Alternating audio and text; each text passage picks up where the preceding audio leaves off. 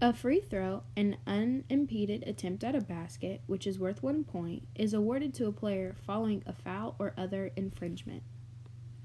Steve Nash, who is considered one of the best free throw shooters of all time, averaging 90% at the free throw line, he suggests that those who are trying to improve their free throw shot, quote, focus on the importance of muscle memory and biomechanics. Steve believes the number of shots in a row groove one's technique, thereby improving their muscle memory, furthermore improving their shot accuracy. First step in shooting a free throw correctly is applying the preparatory phrase. In this phrase, the shooter must directly align adjacent to the floor. Both feet are stationary and lined behind the free throw line anywhere up to a 45-degree angle. This allows for your body to be aligned to the rim, making the release and shot easier. As you can see in the video, the participant has their dominant foot slightly before the other. As seen, the ball is in the dominant hand with the other hand supporting the ball.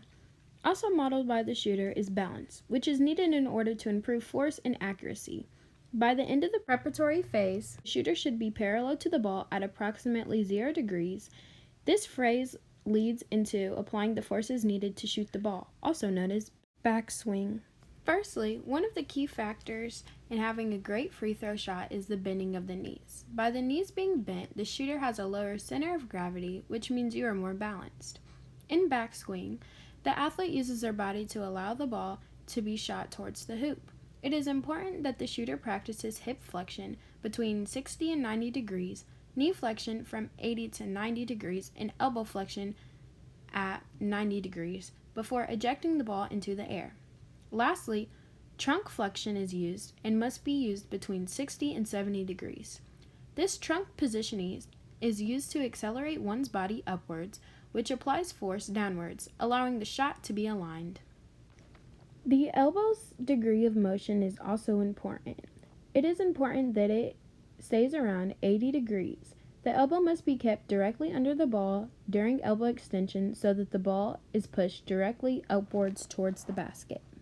These force-producing movements are movements of the body parts that produce upward and forward force so that the shooter is able to project the ball into the basket.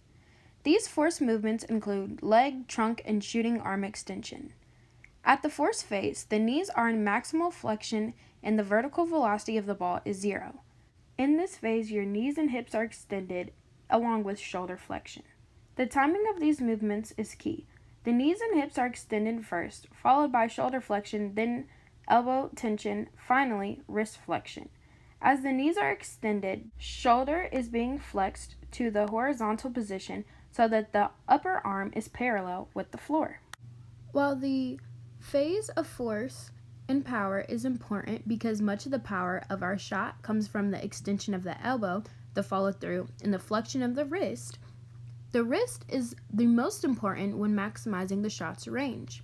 The wrist should be positioned in extreme hypertension when a ball is released.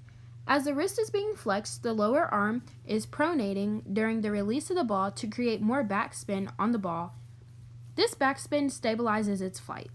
To ensure the shot falls properly, ensuring the ball's spin around the left-right axis only is important. This means that the wrist and hand movements are timed correctly to create this backspin.